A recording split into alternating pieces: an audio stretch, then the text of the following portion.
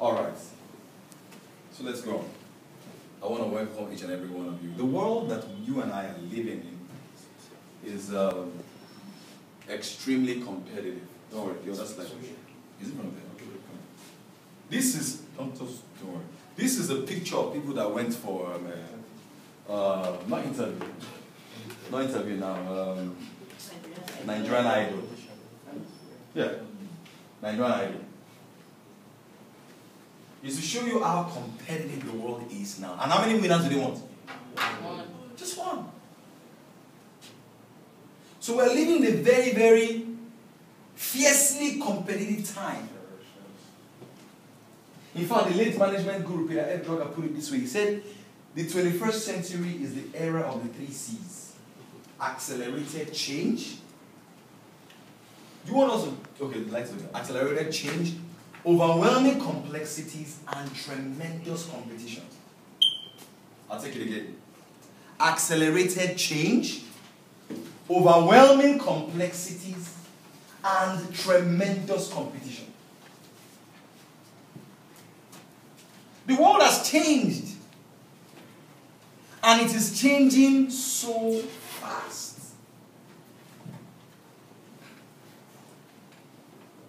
Including our country, Nigeria. If anything happens right now, the news can be heard immediately. The other day I was going home, and before I got to the BTC gate, I saw one of those guys that, you know, that honk things during traffic. Alright? You remember those, you know those guys? So the guy was very tired, he sat down and his head was bowed like this. I took a picture of him, and then I posted it on Facebook immediately on my iPad. I said, what do you think this guy is thinking? And immediately I began to get responses. It didn't used to happen like that. Talk to me, someone. Yeah. So that means that I can see a shooting. I can see a shooting, alright? And upload it immediately and instantly. Those are the type of changes that we are talking about. In those days when our fathers went to school, the government employed them. Is it not so? Yeah. But now, and when they employ you, you have a chance to stay on the job for like 40 years, 30 years. You know, so those kind of jobs are gone.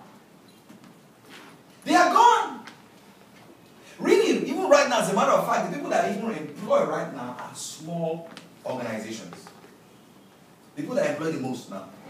So these are some of the changes that you and I are going through. Apart from that, too, your company is also dealing with a lot of competitors. You have ferocious competitors that have similar products. True of us. Talk to me somewhere. True of us. Similar products, similar customer targets. Sometimes highly regulated pricing and universal promise of value. And skilled competitors. Most of your competitors are also as skilled as you. True of us. Sure. So you cannot rest on your laurels. You can't rest on your laurels. Let's go on. That's why I don't agree with everything that this man said. His name is Charles Darwin. He said that men came from animals or monkeys, whatever. But there's a statement he made that I agree with.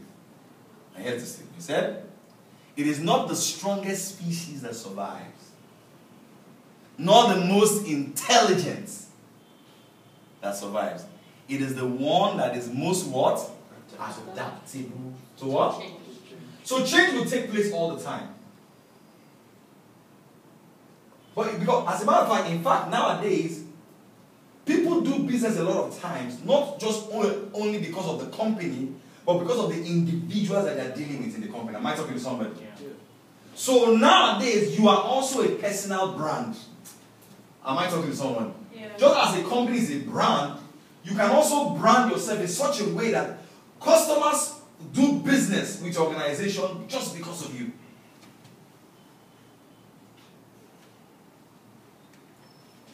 So then how then do we produce results in our organization? The first thing that you and I have got to deal with in producing results is that results don't just happen. Results don't just what? Happen. Nothing just happens, as a matter of fact. The great things that happen in this world are created to happen intentionally. As a matter of fact, any result that you see, whether it's a promotion, whether it's a closing of a big sale, I'm not talking to somebody, whether it's a better evaluation or appraisal, all of those things that you hear about, in fact, whether it's a new car, those things are a result of a process. They are the printout of a process. When you print a paper, the paper that you see is an outshoot of a process.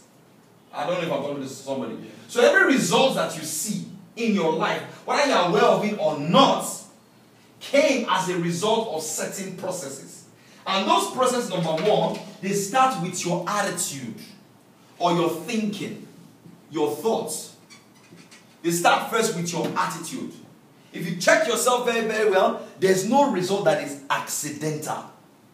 So a lot of times, the thing that stops people from producing outstanding results at work and even in their personal lives boils down to our beliefs. Somebody say beliefs. Can you see the board?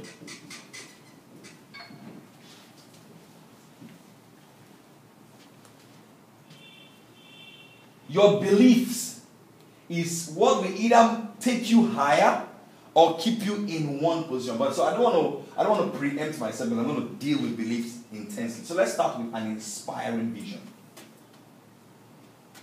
Your company has a vision of its own. It has a mission statement of its own. But for you to produce results, for you to climb, for you to make an impact, for you to be relevant, you must have your own personal vision that aligns with your company vision. And I don't know if I'm making sense here. An inspiring vision. When Martin Luther King woke up one day, he didn't say that I have a vision statement. He said I have a dream. Am I talking to somebody? He said I have a dream that one day, on the green hills of Georgia, the children of former slaves and the children of former slave owners, they will sit on the very table of brotherhood. He said, I have a dream that one day my 4 children will not be judged by the color of their skin, but by the content of their character.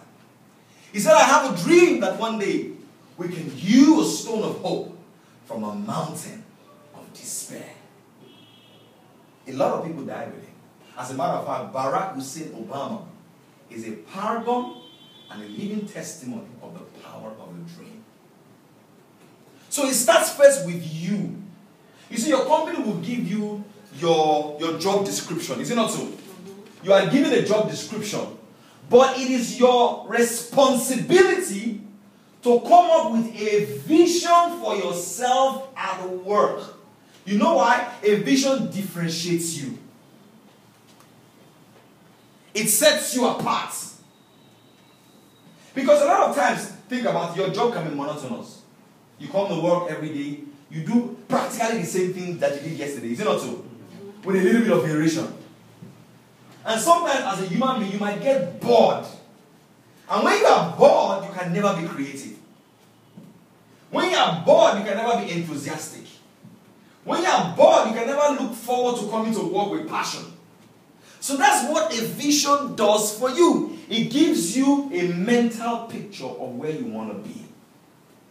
You know, I was talking to a friend of mine who works in Stanbic IBTC. He's a friend and a client of mine. He used to be in Port Harcourt, but now he's in their learning and development unit. He's doing so well. Travels around Africa for Stanbic IBTC, doing trainings for all their branches. When we were in Port Harcourt, he used to love talking to people. But he said that his vision for Stanbic IBTC is not to be in operations. It's not to be in banking, even though that was where he started from. Are you listening to me?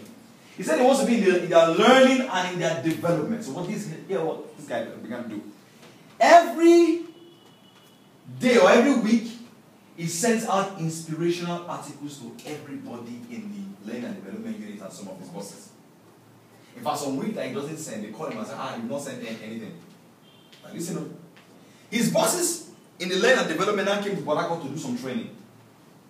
Meanwhile, prior to that time, once every month on Saturday, this guy will rent a hall, hire camera, invite people, sometimes free, sometimes just take a little change from them, and he will do trainings like that, and he will record it. And he will keep it. So he invited his bosses one time to his house. He told his wife to prepare food.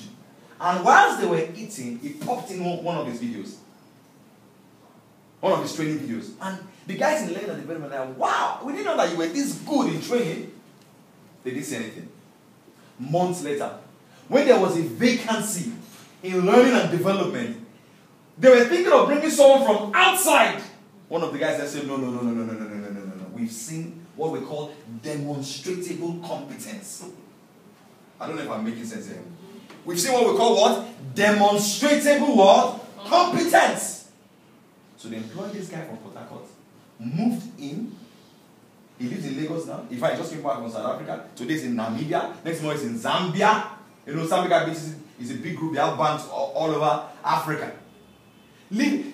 Highly promoted, no longer in operations. What happened there? A vision. Someone say vision. A vision. A clarity. You know why? Because the guy looked within himself and says, what am I good at? Where's my sweet spot? Where's my natural tendencies? And is there a space in this company for me to exhibit my natural tendencies? Am I talking to somebody now? Because when you're in that place where you can exhibit your natural tendencies, your creativity will flow. Talk to me, somebody. Your hidden talent will flow. You know why? Because you are in your sweet spot. You are like fish inside water. You don't struggle to do it. So you must have a vision. A vision is a mental picture.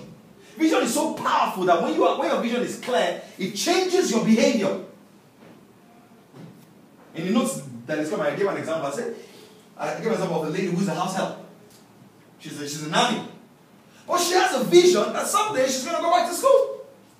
I approached the work. In fact, I think I put the story in this book, a real life story of a girl. I went to do training for Guarantee Trust Bank in Bayelsa State. So when I was done with the training, the manager of the branch was giving me a story. That after all this thing that you're saying is really, really true. I said, why? She said that there was a lady who was working there, a young girl. She was a tea girl. She just served tea. But her attitude was different from the other people who served tea. From tea girl, she wrote WAEC. She wrote JAMB. Entered university. Was doing only a part-time program. Was still doing her tea girl work. When there was a vacancy after she finished everything to work in the bank, she got it. Today she works in Guarantee Trust Bank in Bayelsa State. The other girls who are doing tea are still there. Go see their bosses. Talk to me, somebody. What? There's the power of a vision. It changes your attitude. You know why? Because you don't live for now, you are living for tomorrow. Talk to me, somebody. You are seeing something that the people in your environment cannot see. So you dress differently. Talk to me, somebody.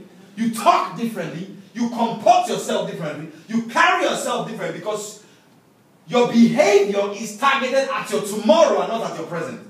So regardless of the challenges and the tough times that you face, you have the strength to go through it because of what you want to accomplish tomorrow. I don't know if I'm making sense.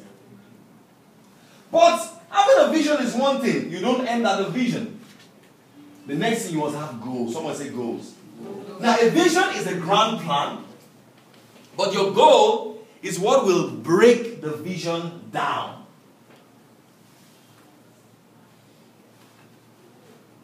The vision is the empire in your mind. Your goals, now you want to start to give your vision legs.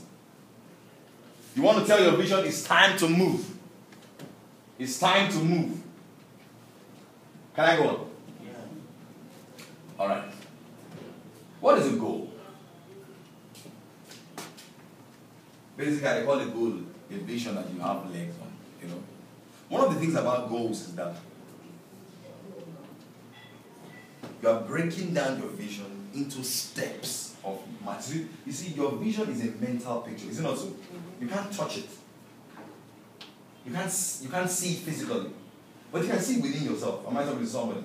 You can even rehearse. You can talk to it in your mind, but you can't touch it.